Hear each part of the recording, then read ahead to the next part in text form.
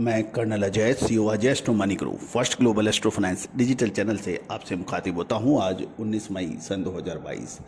आज एपिसोड में हम चर्चा करेंगे खाद्य तेलों के बारे में क्या संभावनाएं हैं और बाजार की क्या खबर। दोस्तों नमस्कार। सरसों एवं खाद्य तेलों में कुछ कमजोरी देखी जा रही है। इसमें सरसों, सोया और बिनोला तेल के भाव 50 से 100 रुपये प्रति क्विंटल टूटने की खबर मिल रही है। इंडस्ट्रियल डिमांड के अंदर कुछ कमजोरी देखी जा रही है और ऑयल मिल्स की भी कमज़ोर मांग बताई जा रही है। लॉरेंस रोड दिल्ली पर सरसों के भाव में 50 रुपये की गिरावट दर्ज हुई है। यहाँ 6850 से 6900 के भाव सरसों के बताए जा रहे हैं, जबकि नफजगढ़ मंडी में इसके भाव 6400 से के आसपास बताए जा रहे हैं।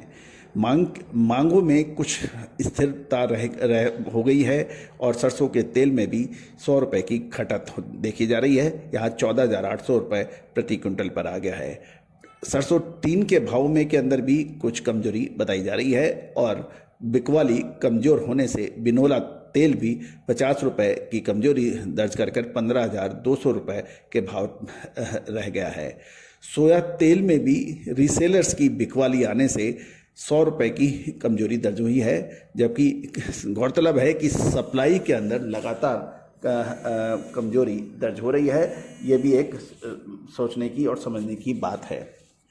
दोस्तों विशेष ख्याल रखना कि सरसों और सोयाबीन खाद्य तेल भारत के प्रमुख एडिबल ऑयल्स में शामिल हैं। मतलब है कि वनस्पति घी की निर्माताओं की मांग कमजोर होने से कांदला में सीपीओ के भाव में भी 50 रुपये की घटत है। 14,750 रुपये प्रति क्विंटल रह गए हैं। अब महत्वपूर्ण यह है कि क्या बाजारों के अंदर खाद्य तेलों में कमजोरी आएगी या फिर इसके अंदर आगे तेजी आने की संभावना है। जहां तक टेक्निकल लेवल्स का सवाल है, उतार चढ़ाव जारी रह सकता है, लेकिन बहुत अधिक मंदी की संभावनाएं खाद्य तेलों में नजर नहीं आ रही है। गौरतलब है कि हमने आपको सोयाबीन के ऊपर भी लगातार अपडेट दिए थे और सरसों के ऊपर भी लगातार अपडेट दिए थे, जो कि सत्य साबित हुए थे।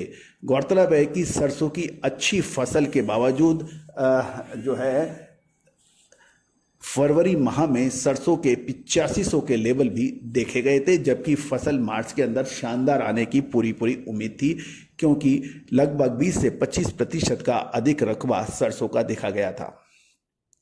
अब महत्वपूर्ण चर्चा ये भी होगी कि सोयाबीन की फसल अगले मानसून में कैसी रहेगी, क्योंकि साल 2021 में सोयाबीन की फसलों को नुकसान होने से सोयाबीन के दाम आकाश छू गए थे और ऑल टाइम हाई अंतर्राष्ट्रीय बाजारों में देखे गए थे।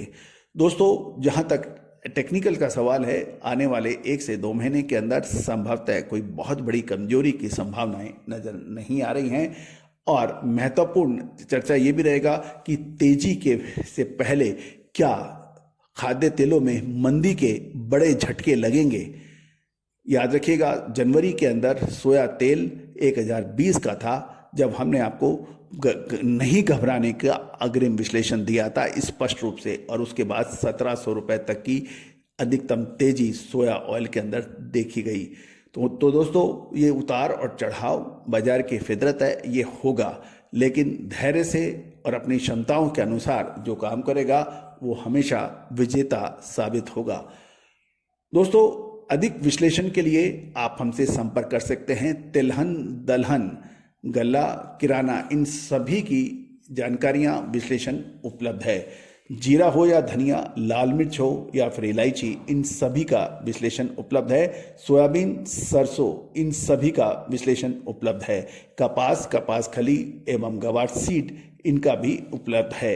42 कमोडिटीज पर विशेष विश्लेषण देने वाला देश का पहला चैनल, जो भारतीय सिस्टम ऑफ एनालिसिस यानी इंडियन सिस्टम ऑफ एनालिसिस और फंडामेंटल एनालिसिस का अद्भुत संगम है। All the very best, good luck, happy trading.